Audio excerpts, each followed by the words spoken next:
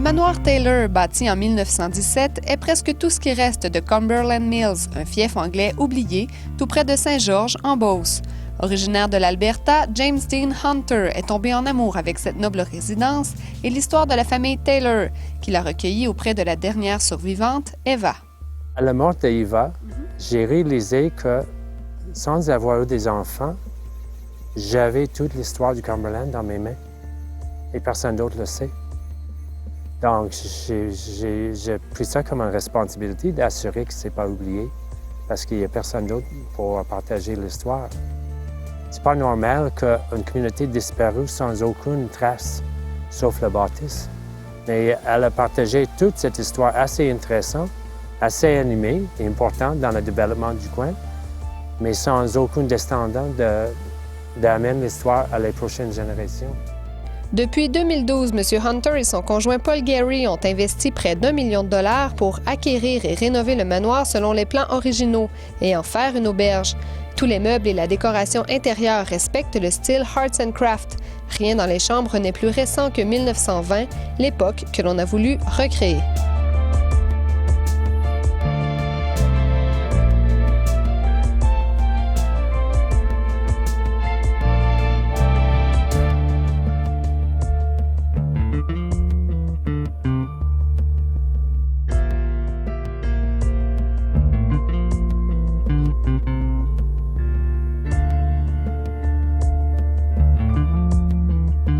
Comme c'est là, c'est rendu comme un musée vivant. Même pour un souper ou une fin de semaine ici au manoir, les lits, les meubles, les repas sont faits sur un vieux poêle à bois. La nourriture, c'est nous qui poussons dans notre potager. C'était comme d'expérience, une nuit d'un musée, une expérience de rentrer dans l'époque.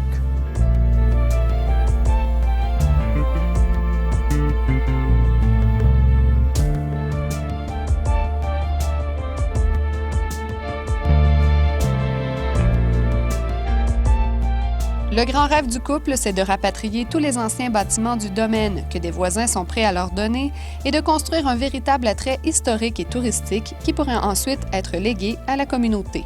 On avait déjà la possibilité de restaurer presque toutes les bâtisses principaux qui existaient de Cumberland Mills dans l'époque. Et on a des animaux pour flatter pour les enfants.